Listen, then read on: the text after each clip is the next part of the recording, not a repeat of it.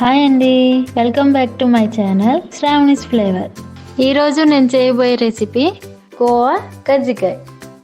ఇంటికి ఎవరైనా చుట్టాలు వస్తే అప్పటికప్పుడు చేసి పెట్టొచ్చండి. జస్ట్ 25 మినిట్స్లో ఎంతో టేస్టీగా చేసుకోవచ్చు. సరే, ఇంకా లేట్ చేయకుండా వీడియో స్టార్ట్ చేసేద్దాం.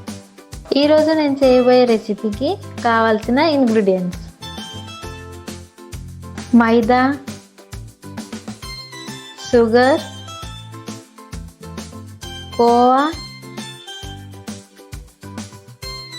ఘీ, సాల్ట్, బేకింగ్ సోడా, ఆయిల్. ముందుగా ఒక బౌల్ తీసుకొని దాంట్లో 1 కప్ మైదా, ఇంకా 1 టీ స్పూన్ ఘీ,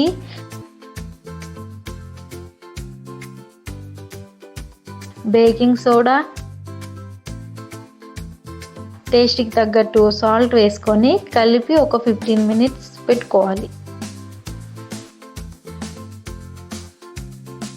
తర్వాత స్టవ్ వెలిగించి ఒక గిన్నెని తీసుకొని దాంట్లో 1 కప్ షుగర్ వేసుకోవాలి.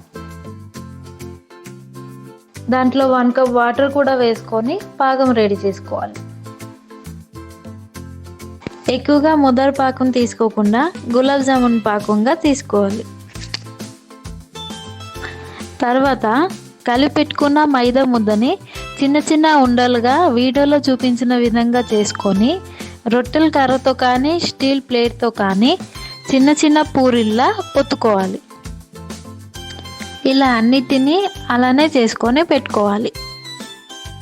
ఇలా చిన్న చిన్న పూరిలా ఒత్తుకున్న తర్వాత దానిపైన కోవాని కూడా కొంచెం వేసి కజ్జికాయలా అన్నీ చేసుకోవాలి.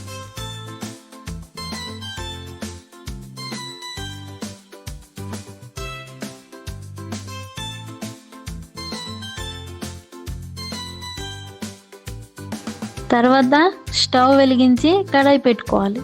దాంట్లో డీప్ ఫ్రైకి సరిపడా ఆయిల్ వేసుకోవాలి.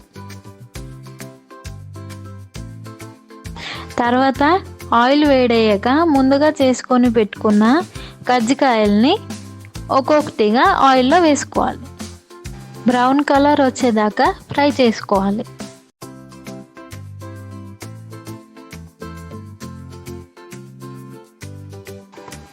ముందుగా చేసుకున్న పంచదార పాకంని కొంచెం వేడి చేసుకోవాలి.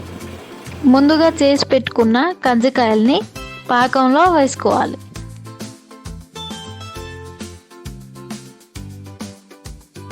ఒక 10 మినిట్స్ వరకు పాకంలోంచి ఒక ప్లేట్లో తీసుకొని సర్వ్ చేసుకుంటే ఎంతో టేస్టీ అయిన కోవా కజ్జికాయలు స్వీట్ రెడీ. మీకు ఈ రెసిపీ వీడియో నచ్చినట్లయితే ఒక లైక్ చేయండి. ట్రై చేసి కామెంట్లో ఎలా ఉందో చెప్పండి. మరెన్నో వీడియోస్ కోసం నా ఛానల్ని సబ్స్క్రైబ్ చేసుకోండి. ఇంకా మీ ఫ్రెండ్స్ అండ్ ఫ్యామిలీలో కూడా షేర్ చేయండి. నోటిఫికేషన్ బెల్ ఐకాన్ క్లిక్ చేసుకోండి. నెక్స్ట్ మీరు ఇంకా ఏ రెసిపీ చూడాలనుకుంటున్నారో కామెంట్ చేయండి. నెక్స్ట్ వేరే ఏదైనా సూపర్ రెసిపీతో కలుద్దాం. థ్యాంక్ యూ అండి.